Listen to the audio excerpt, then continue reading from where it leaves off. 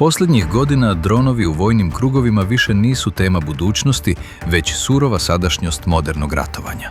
U tom svetlu, Srbija sve snažnije sprovodi nabavku i ubrzava sopstvenu proizvodnju bespilotnih letelica za potrebe Vojske Srbije. Suštinska prednost dronova krije se u njihovoj niskoj ceni, ali i u takozvanom efektu zasićenja. Rojevi jeftinih letelica u velikoj meri iscrpljuju neprijateljsku protivvazdušnu odbranu, otvarajući prostor težoj artiljeriji i većim borbenim dronovima da nanesu maksimalnu štetu.